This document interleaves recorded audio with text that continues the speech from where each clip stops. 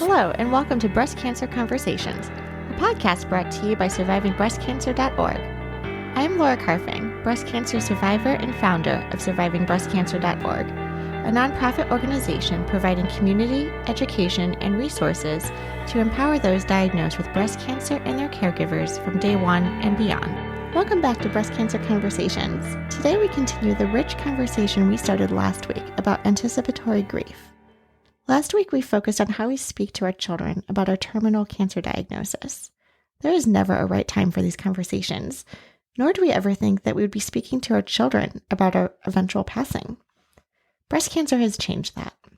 What we learned from those conversations last week was that honesty was key, and to share information in tangible, concrete pieces. Today, we further the discussion with our panelists and turn to the questions children have after finding out that mom, a parent, or a grandparent has metastatic breast cancer. We are all familiar with the saying, kids say the darndest things. But what we learn in today's episode is that children are processing cancer just like we are. They are at various developmental phases of curiosity and being able to connect the dots. Sometimes the questions they ask can even be heart-wrenching, as children probably understand more than we know, or more than we'd like to admit that they know. In case you missed last week's episode, let me take a moment to introduce our panelists. But before I begin, I'd like to thank our sponsors for this episode, Ciitizen. We know how important clinical trials are for any stage cancer, but especially stage 4. We know how hard it is to find the right one. Your health information is key to unlocking treatment options. That's why we're so happy to tell you about our friends at Ciitizen. Ciitizen is a completely free online service that helps you gain access to all of your medical records and now can also help you explore clinical trial options. Curious to know what clinical trials you're eligible for? Join Ciitizen for free and find out. You can find out more at Ciitizen/SBC trials, and I'll link to it in the show notes below. And that's Ciitizen spelled CIITIZEN.com/SBC trials. I am pleased to welcome back to the show Amanda, Anne, Ginny, and Abigail. It's great to be speaking with all of you again. Anne is just a few months shy of turning 50 and has been fighting cancer off since 2009, when she was diagnosed with DCIS at stage 3. She was diagnosed metastatic in 2016 after several amazing years in her early 40s when she was thriving at work, home, and with her health.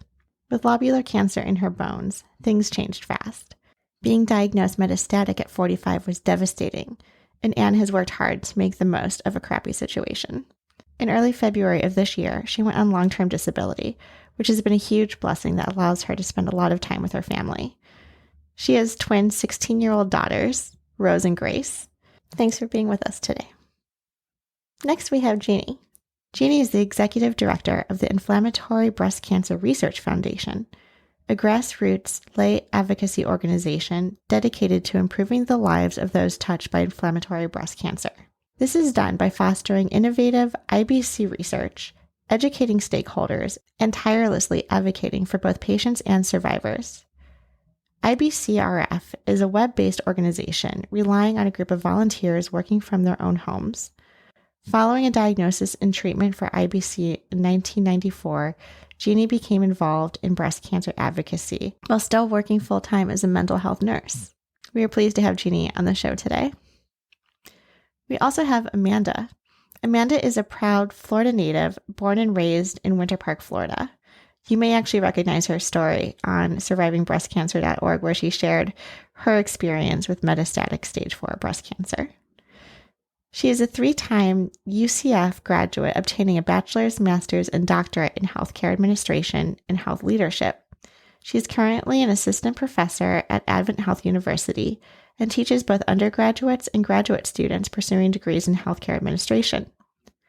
Apart from career, Amanda takes great pride in being a mom of 2 boys, Luke, age 14, and Jimmy, 19. She and her boys enjoy traveling, hammocking, hiking, going to the beach, and spending time with her adorable Labradoodle, Lincoln.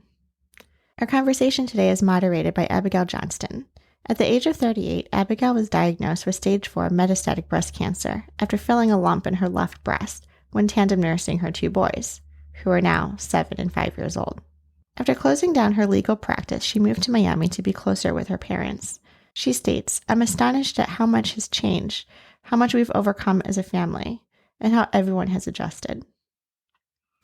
While she doesn't actively practice law, Abigail uses her education and training in a variety of ways for the breast cancer community. Advocating for patients and thrivers, she has started her own nonprofit, Connect 4 Legal Services, where she recruits lawyers to do pro bono work for stage 4 patients. She is also active in many local and national organizations, volunteering and adding her voice to educate and persuade others to connect with and help her community. When not advocating or spending quality time with her family, you can find her writing on her blog, No Half Measures. I am pleased to have all of these panelists here with us today, so let's dive right in. Welcome to the conversation.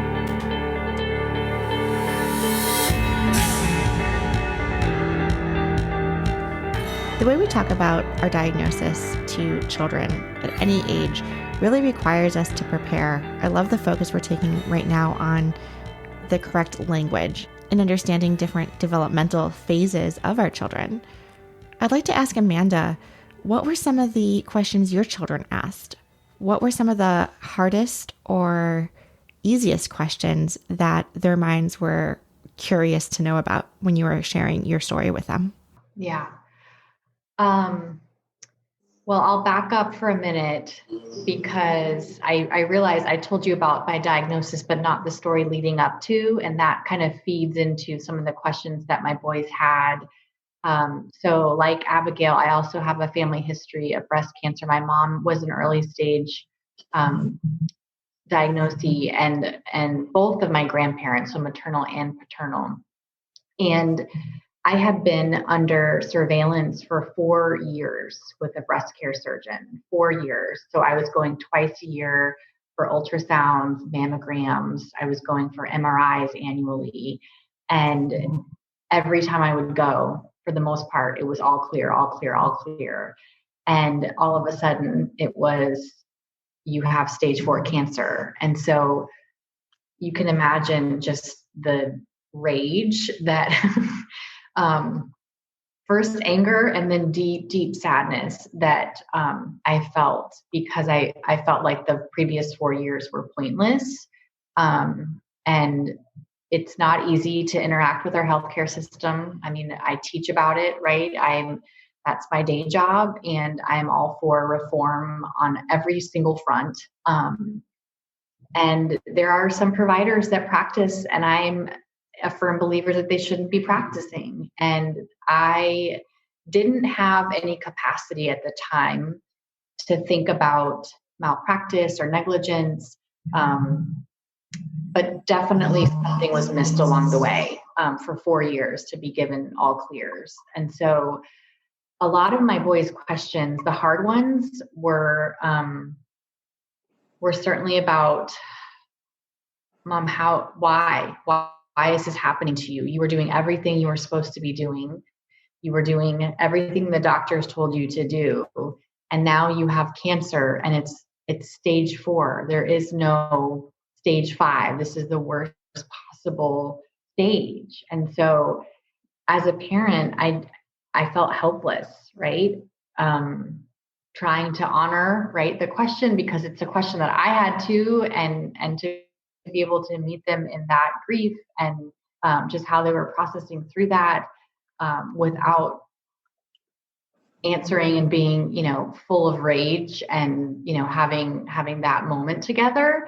I feel like there's a little bit of that can happen, but it then turns not helpful as you're trying to parent through it as well. And so a lot of the questions that they would ask me, I would have the response, I don't know, buddy. I don't know. And here's what I do know. And so I would try to respond in a way that made room for the unknown, but gave them something to hold on to. I don't know why it was missed in the previous 4 years, but I do know that I am an advocate for my health, and I am taking a front row seat, and I'm driving the bus, all the metaphors, right? And I'm going to make sure that nothing else gets missed. And so those were hard questions when they asked things that I don't have the answers to. I might be the one living with it, but they are too. They are living with it, and they're living with the unknown, and that they're still very young ages are trying to find ways to be secure in that. And it's really hard because I've had to surrender so much, and I'm watching them surrender so much, and it's difficult. But I would say probably the hardest questions are about what happens when I die. And on one hand, maybe there's a blessing in being able to have these conversations with them preemptively. On the other hand, I wouldn't wish that on anybody. They're not conversations that you think that you're going to have with your children, no matter their age. And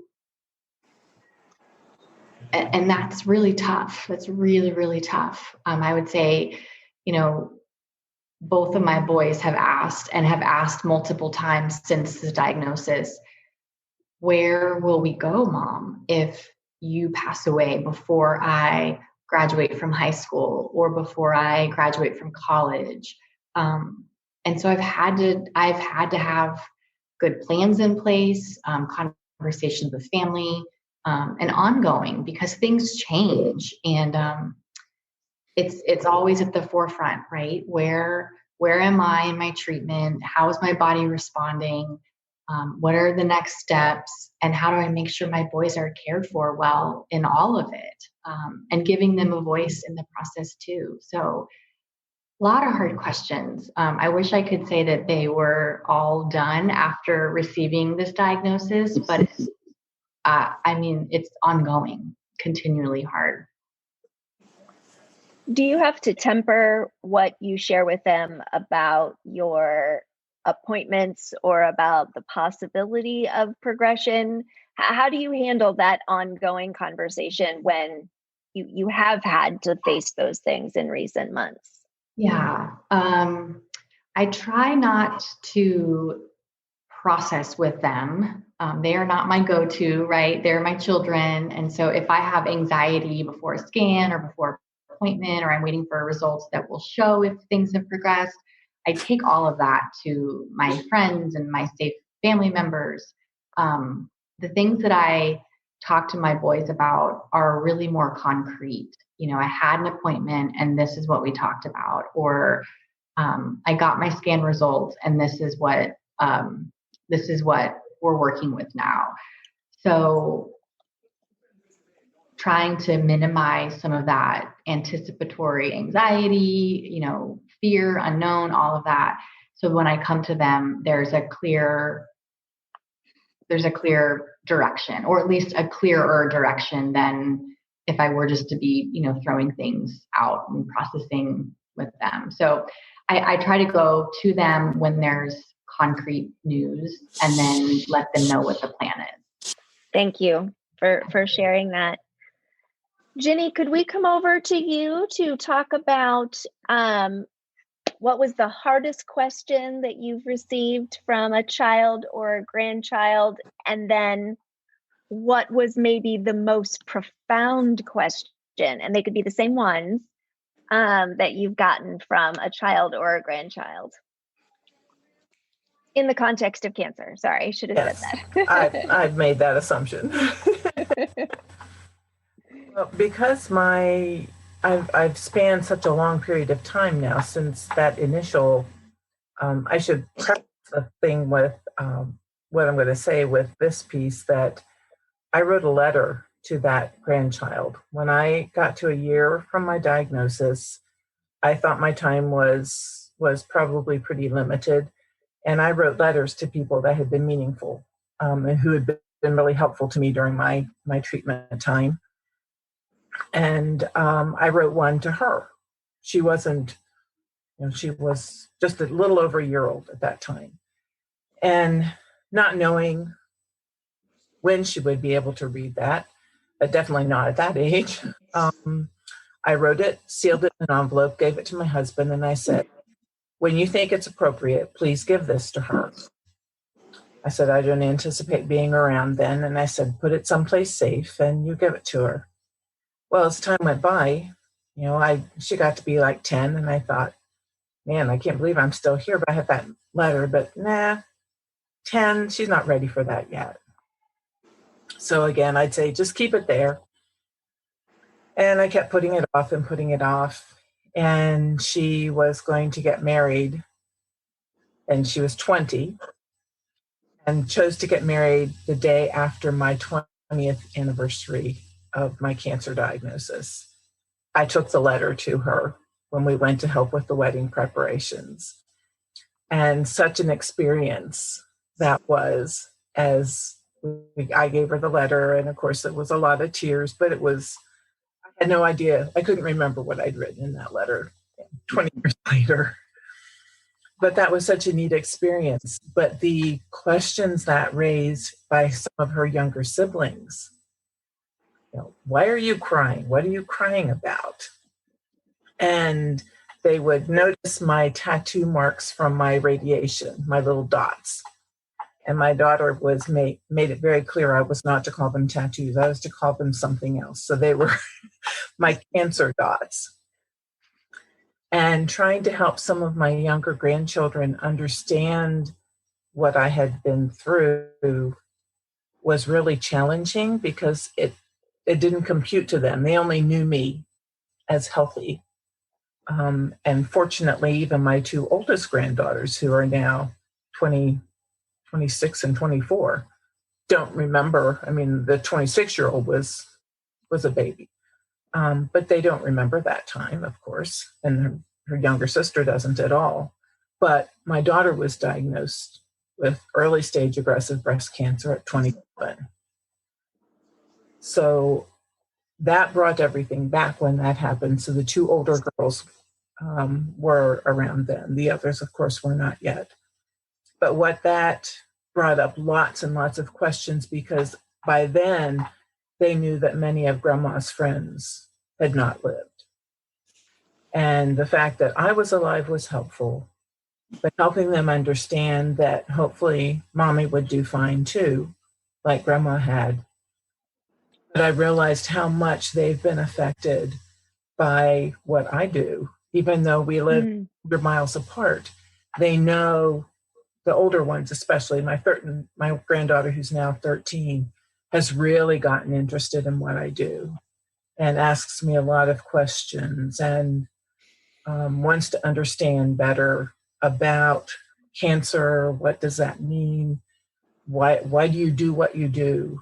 And I think it's had given me an opportunity to hopefully help them understand a bit better.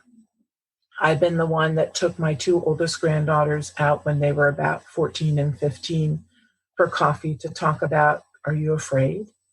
Now that you're getting breasts, the fact that I had breast cancer and your mother had breast cancer, I thought they wouldn't ask their mom, but they might talk to me about it. But I think trying to help them understand has been challenging. The good news is I've done well, but every time I was in the hospital earlier this year because I had 2 massive blood clots in my lungs, I almost died. And the terror that came up again because they were convinced the cancer was getting me, and having to help them understand it wasn't cancer. It was actually, in my case, much scarier than my cancer has been. But I think, again, we were talking earlier about the importance of being honest.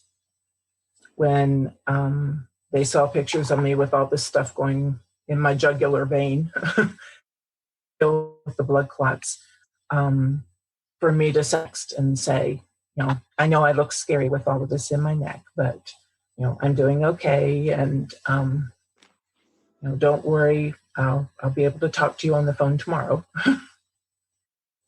Younger kids in particular think everything that happens is their fault because the world revolves around them.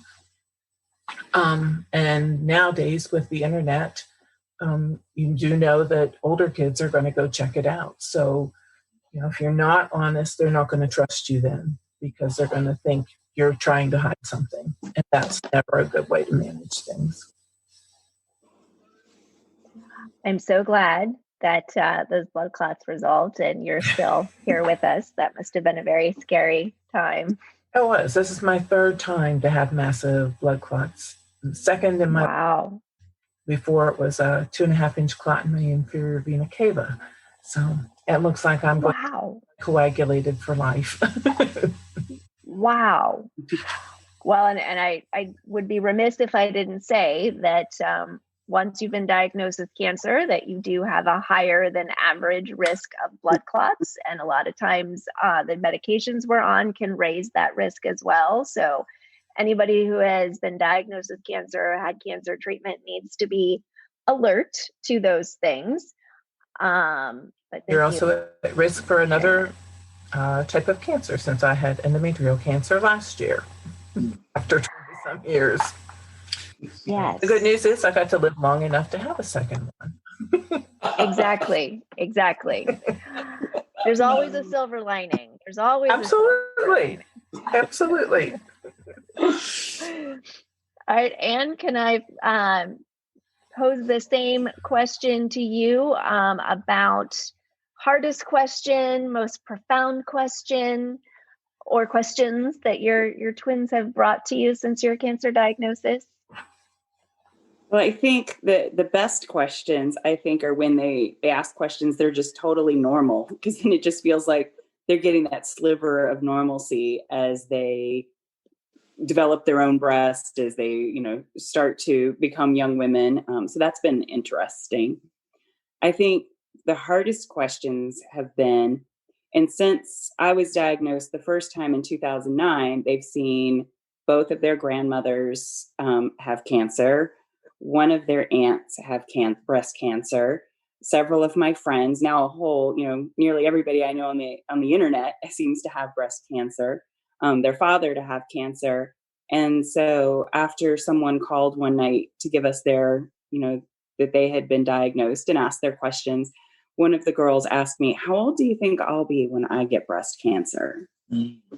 Oh, and that just ripped my heart apart, because of course my hope is we find cures that, and that was part of my answer. That's why I'm doing the advocacy work. That's why I think awareness is so important, and you will be scanned regularly. But I think that night was probably one of the lowest nights, just watching from their perspective. Everyone seems to have it. And I miss the days of being naive. And I hate that that's been taken from them. That's one of the things that I definitely grieve, is that they're so familiar with what breast cancer is and what it can do and why it's so difficult to cure. Mm-hmm. And then, of course, the other one that's really obvious is, will you die from this? And, I think when you're initially diagnosed and going through chemo and you have those hotspot moments when you're in the hospital or it progresses, or I've been in the process of changing treatment for the last few months, I think that one's the other one that's been, really hard of, balancing that we all die sometime, which, seems so cliche, with we're doing everything we can so that doesn't happen. And that you will never be able to say that I quit trying, like that I'm doing everything in my power to continue pushing that needle as hard as I possibly can. So, and then the other thing that I would say is, and I think, others have touched on this as well, we've talked about washing your hands and being careful. And especially in this COVID environment, one of my daughters is extremely sensitive to, she is terrified that she is going to bring something home. At the same time, she's a 16-year-old girl who's all about me and wants to get out there and live her life. And I honor that, in so many ways. And so we've had a lot of discussions this year about, you're going to be exposed at school. You're going to be exposed when you're out there in the world. And if you bring it home, you're not the reason that the family gets sick. Like, I don't want them to live with that guilt. That's probably my biggest fear right now, is if we do get sick, I hope that we can't tell where it comes in our house, because I don't want them to live with that. And that's such a burden that I see, particularly for one of the girls.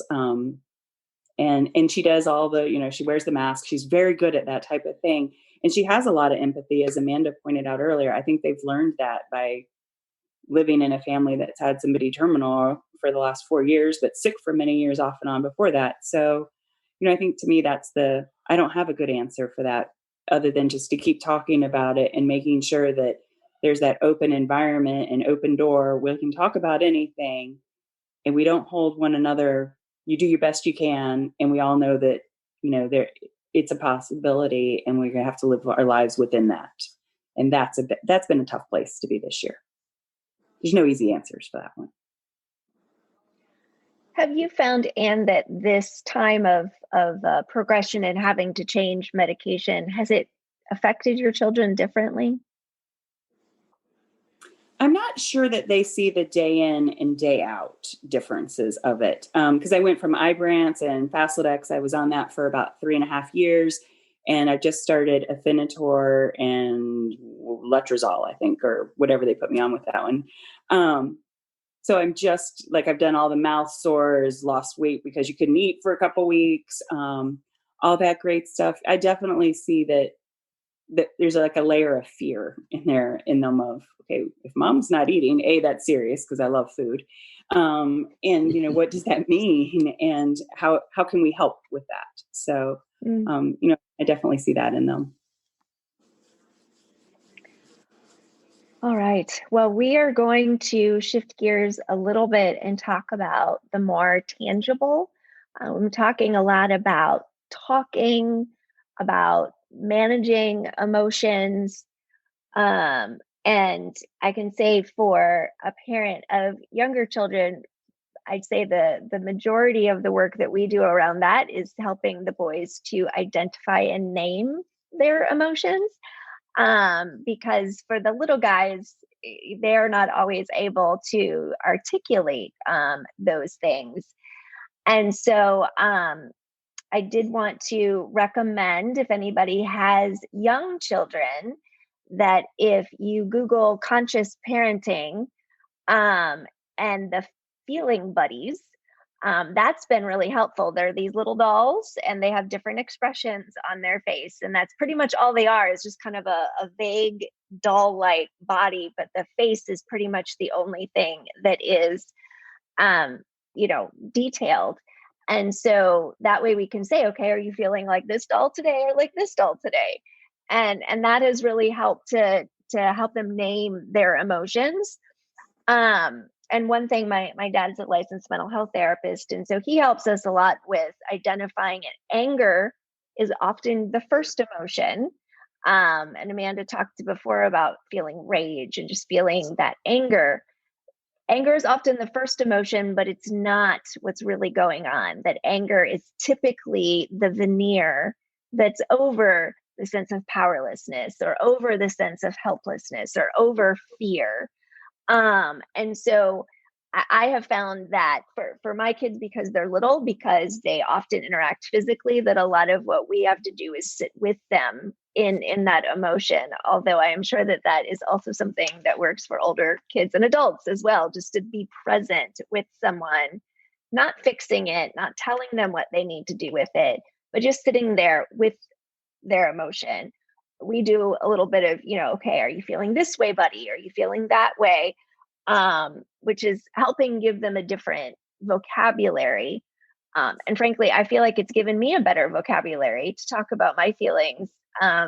There's something about trying to help someone else articulate something that then makes it more real for us.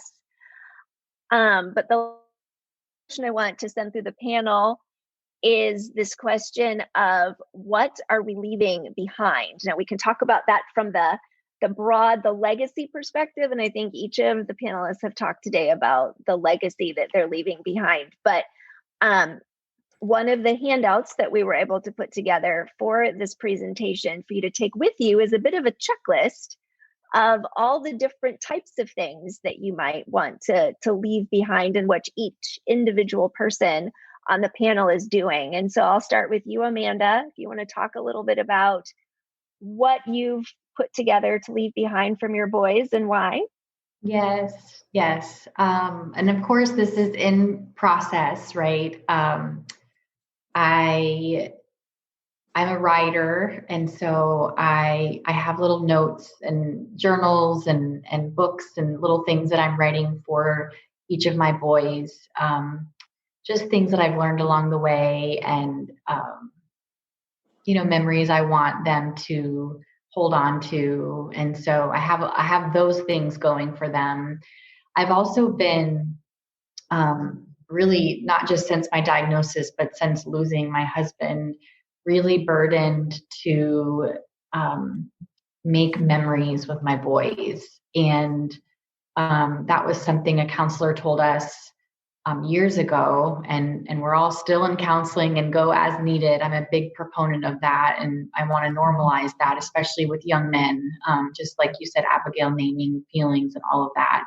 Um, but something a counselor told us was always have something to look forward to. And that can be hard when you're faced with a diagnosis like this. But that meant that we did a lot of traveling and even staying local. We're in Orlando, so we'd go to the beach and stay for a weekend, or we'd drive a few hours and go see a new area, or drive to the mountains. And I felt like every break from school, every holiday, we were packing in something to do to make memories. And that has continued after this diagnosis. Within reason, we've had to accommodate different things with bone meds and cancel a ski trip and things like that. But they love the water, right? So we can go to the beach. And so a lot of the leaving is memory making, and then capturing that through Instagram, or making chat books. So pulling in pictures and captions, and having multiple sets of these books, so they each have their own set of memories of things that we've done together. And so trying to be intentional about capturing those memories, but also being very specific toward each of them individually, and really using the time to tell them what I want to tell them. And so ultimately, I'd love to write a book that's in my we'll see if I get to that, but really to write a book and dedicate it to them with just musings from my heart. And we'll see. Yeah, but lots of memories and lots of things to leave them with. Oh, you're on mute. You're speaking that into the universe here, Amanda. That means that we're all going to hold you accountable to writing that book. Okay. Thank you. Thank you for sharing that, Amanda. Jenny, how about you? What, other than the beautiful letter that you talked about that you wrote for your granddaughter, have you also put away some other tangible things for your family? Things have changed so much in the time period from when I was initially diagnosed till now. Social media didn't exist back in those days. So one of the things I started doing was taking lots more pictures than I probably had before. In fact, I drove people crazy at family gatherings, making everyone sit down for family pictures. Because my mother-in-law died just exactly a year after my diagnosis. March of each year for 4 years in a row were just these. I knew something awful was going to happen. March one year, my daughter tells us she's pregnant, wants to get married. The next March, I'm diagnosed with breast cancer. The next March, my mother-in-law dies after 2 massive strokes at age 70. And I'm like, forget March. I'm done with it. But I began realizing I had the last pictures of my mother-in-law at a family gathering. And I thought I was so grateful to have those. So I began, every time the family got together, I made everybody sit down and taking pictures, and I was really becoming a pain. They let me know. But I wanted to have those pictures. I thought, I think I was so aware that we don't know what's going to happen. And that those are tangible memories. Now we've got, all of this social media stuff so that Facebook reminds you daily what you were doing X number of years ago. But we didn't have those things. So one of the things we do try to, since we live 600 miles away from our grandchildren, we try, this last year's been challenging with COVID, but when we go to visit 3 to 4 times a year, we're there for about a week. Don't stay in their house with 9 children in their house. You don't stay in their house. It's a little crowded. Plus you mess up their routine, which is not a good thing to do. But we started out, my husband took the 2 older girls to breakfast on their own. Well, as we got to have more and more children, pretty soon we couldn't just take them on their own. We'd have to stay for a month to do that. And he needed help when we got to having more kids. So the 2 of us would, one morning, we take the kids who are 4 to 5 and over out to breakfast. And that's a really special thing to them, to get to go for breakfast with grandmom and granddad. They're incredibly well behaved. So it's actually quite easy, but they get so excited about being able to go and order their own breakfast. We go to a bagel shop that we all love. But, I hope that's something that will always resonate with them, since there's so many. Thank goodness we only have one daughter. We wouldn't be able to keep up with another family of a bunch of little children. But since we can't do a lot of one-on-one kinds of things with the kids, I just hope those will be special memories for them. And at some point, I don't anticipate living to the ripe old age that some of my family have done, given all the health issues I've had. But I want them to remember, that they had fun with us, that we did fun things together, but that we read lots of stories and that there are lots of pictures of us doing things together.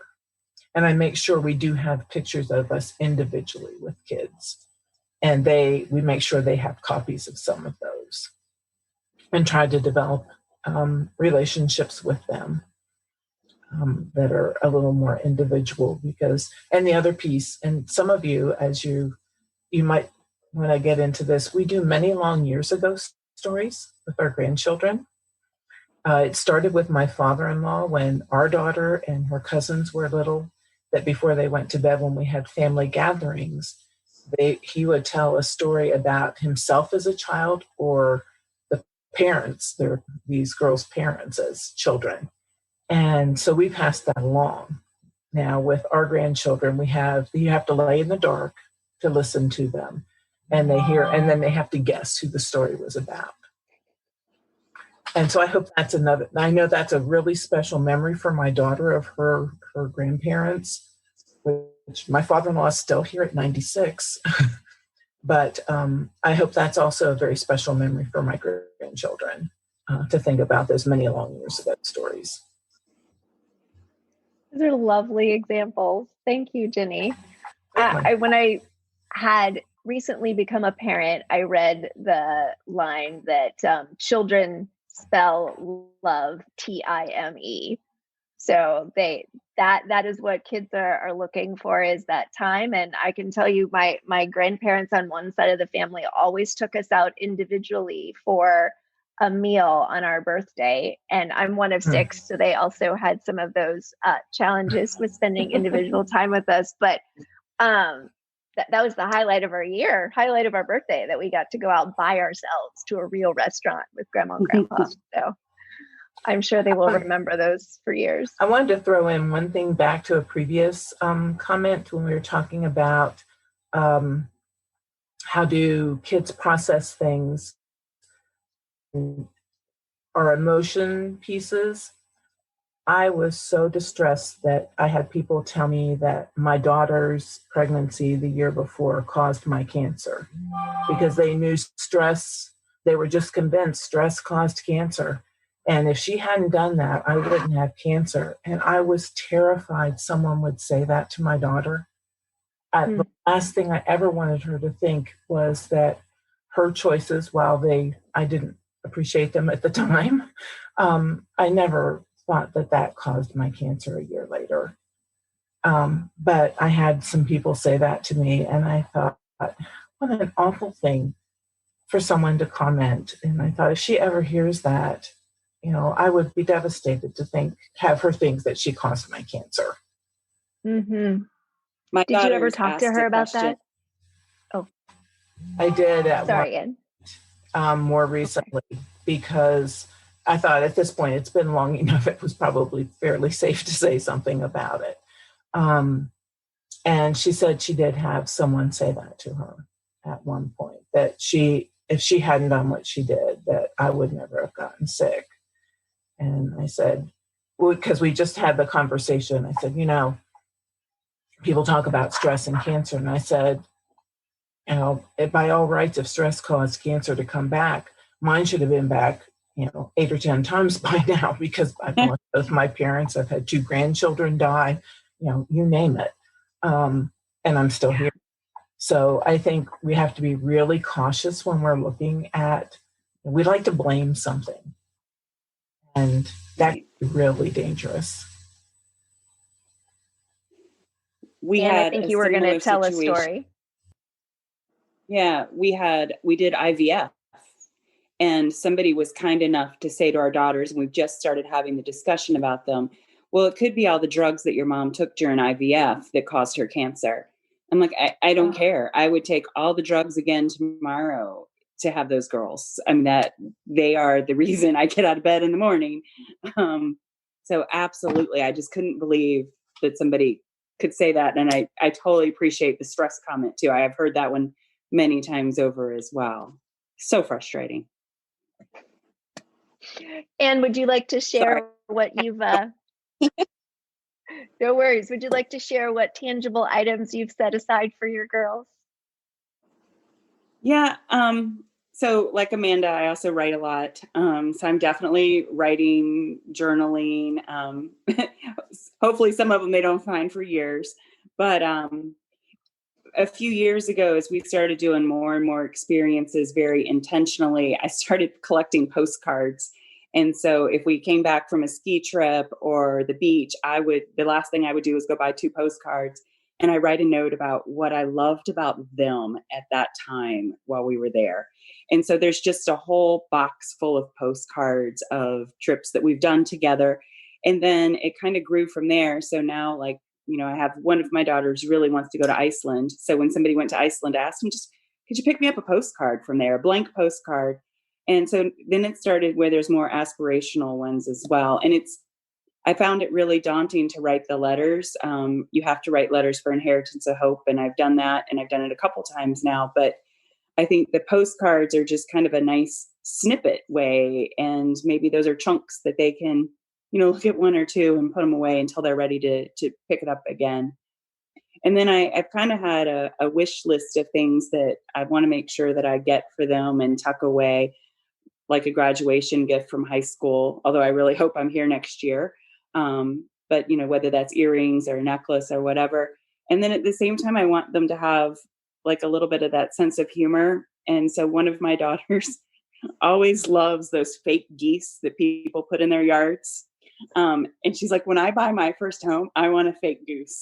So I have a fake goose in a box that only my husband knows is there. And it's, in 30 years or 10, 15 years, when she buys her first home, please make sure she gets this fake goose that she will look at it and probably scratch her head and go, why did mom leave me this? So I have written out how many times she's, commented driving down the road that she can't wait to have a fake goose in her yard one day. So, and her sister will be mortified. So, I'm trying to figure out what's the exact right type of thing for her as well. So, I think it's important to treat them as individuals throughout the whole thing. So that's been really important. But a lot of letters. I quilt, and I've tried hard to start on baby quilts for those granddaughters that I'm pretty sure, grandsons, that, medically I've been told you probably won't see that happen. I'm having a hard time cutting the first piece of fabric to start on that. And maybe that's my winter goal for this year. But, I think you have to kind of figure out the pacing too. I don't want it to become like this death cloud over me all the time either. So I try and do a few things here and there and then set it aside for a while. So. Thank you for sharing that. I think it's so important to remember that in putting together things that you would leave for anybody, don't forget to be who you are. And if a sense of humor is part of who you are or how you deal with things, that just where it goes back to telling kiddos honestly what's happening, I think having whatever you do reflect who you are is so important. Kids are so good at figuring out if something's genuine or not, right? So I wanted to show you guys the boxes that I have prepared for my boys. So this is just it's a card box it was actually for a wedding. So I got each of them the box and had their names put on it.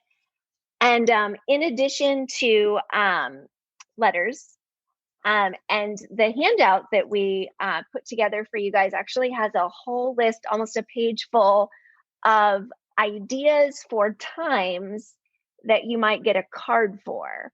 So things, and to Anne's comment that sometimes a whole letter is hard to sit down and write, but a postcard or a card, like say for graduation or for their first baby or when they got their first job, or all those times, the way I've tried to think of it is all the times when you would pick up your phone to call your mom, having something to open for that particular moment. Now, certainly we can't think of everything. So I've got some thrown in there that are just, whenever you need an extra or pick me up or whatever. And so the idea being that on those times where you might reach to the phone to pick up, reach for the phone to call your mom, that you could reach into a box to pick out a card.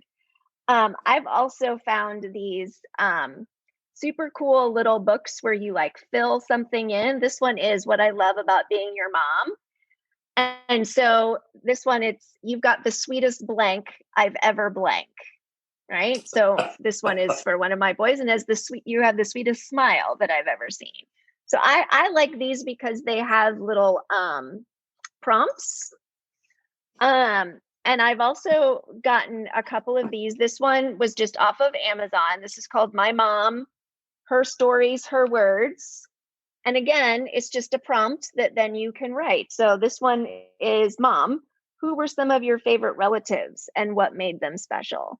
So that I've also found to be helpful, again, with the prompts, like instead of just sitting down with a blank sheet of paper, because I could stare at a blank sheet of paper for hours. What I've also tried to do is when I am particularly low about something, dancing with my boys at their wedding.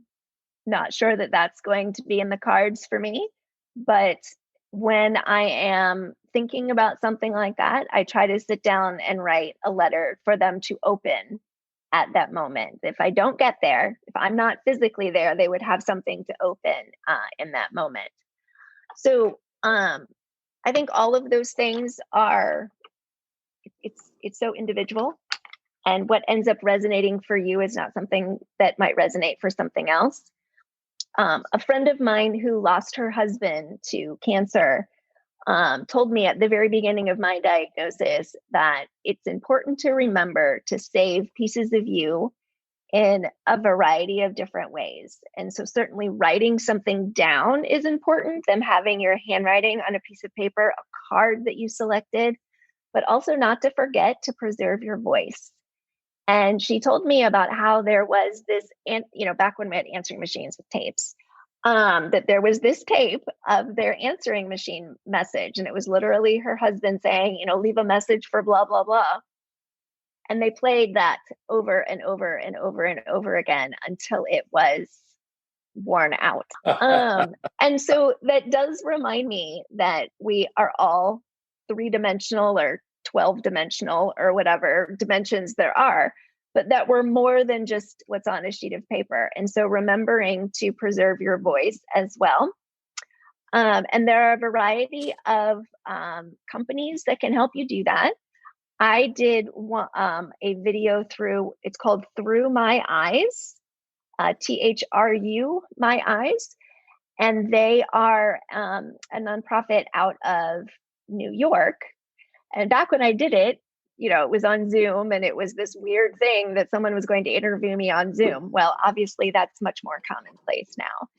And a video through my eyes was simply my face, my words. They engage licensed mental health counselors or psychologists to ask the questions. But there are so many other things that you can do on your own. I mean, even just to the point of videoing yourself on your phone and just talking about whatever comes to mind, so that it's you, your mannerisms, the word choices that you would have. That's just another piece of who you are. And so the one thing I wanted to say about this idea of leaving something tangible is that there's no right answer. There's no wrong answer. It's just your answer. It's your answer in terms of individuals, like Anne was saying, each of the people in our lives, if it's children, spouses, godchildren, grandchildren, they're all different. And so whatever you do to preserve your memory with that particular child, it could be a duck for their yard. It could be something completely different, but it depends on your relationship with that person. And so just like we've talked about not talking to kiddos or talking to other people, that honesty is key. I think that how you leave and what you leave and why you leave, those things, whatever they are, to whoever it is, that it's important to be genuine there too. And it's important for it to be a real reflection of who you are. So I've been trying to watch the time, even though, I mean, we could sit here and talk about these things for quite a while. But really quickly, I want to go to each of the panelists. And somebody did this to me at the end of a panel that I was on, so now I'm doing it, is to think of a word. What word exemplifies what you've talked about tonight and what you want to leave with everybody tonight? Amanda, can I go to you first? Just whatever off the top of your head. The first word that came to mind was surrender. Thank you. Jenny, how about you? Oh, gosh.